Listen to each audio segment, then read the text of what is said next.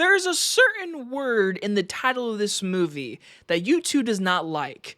So YouTube, it's in the title of the movie. The movie has thoughts and opinions about this certain subject. So, do not demonetize me because it's in the title of my video. It's the name of the movie.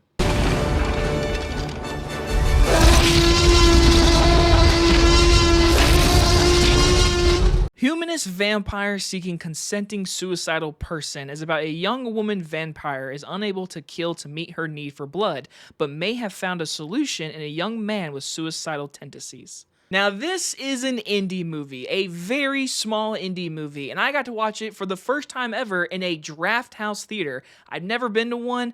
I don't drink alcohol, but I just wanted to experience the theater itself, and they were playing this movie, and I've never even heard of it, so I was like, I'll watch it. Then I found out it was a French movie. I was like, you know what?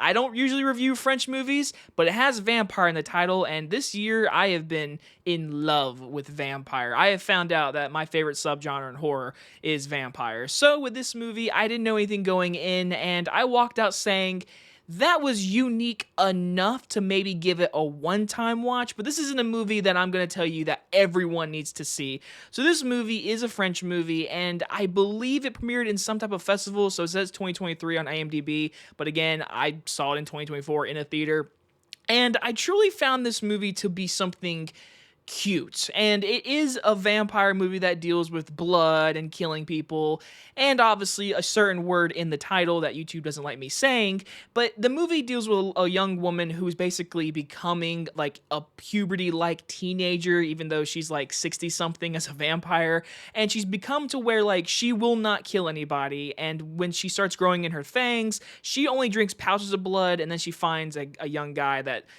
obviously wants to end his life in the title of the movie, so then they bond and then they do stuff together that makes him happy for one last hurrah before her deed is to be done. And I found the movie just cute. Like, honestly, the biggest positive is the cinematography. Now, looking at this movie, I could just tell it was a very small budget. There's even grain in the movie and just stuff that, like, I deal with when I'm editing my movies. And I'm like, yep, this is a very low budget movie. But the cinematography is really strong in this movie. It's very inspiring for me because, like, I watch it, I'm like, okay, they had a small budget and they did this.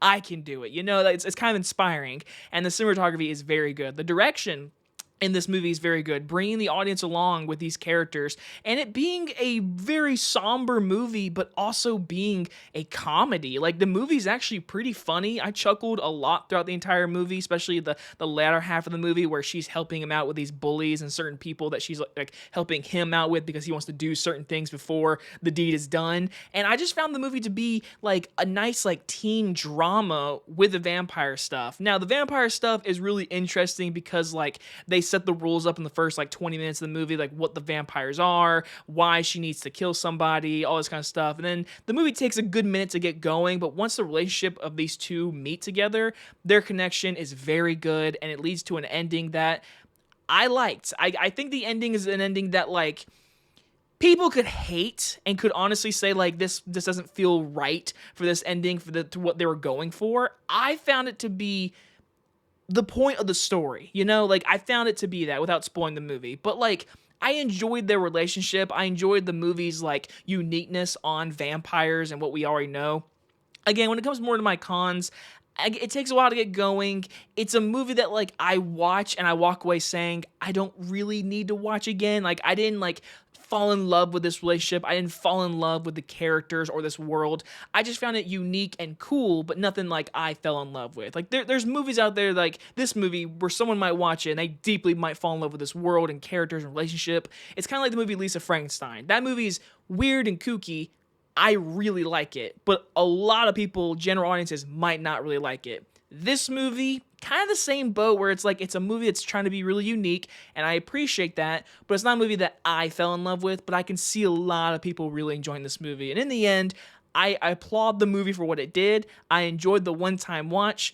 but it's nothing I like gotta tell you to go see. I'm gonna give Humanist Vampire Seeking Consenting Suicidal Person a B-. Now, the director of this movie, I would like to see what she does next. I think it could be very interesting to see if she wants to stay in the comedy realm or the horror realm. I always find that kind of interesting.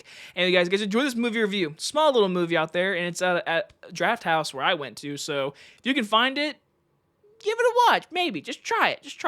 Anyways, guys, enjoy this movie review. I'll see you guys in the next one. Bye, everybody.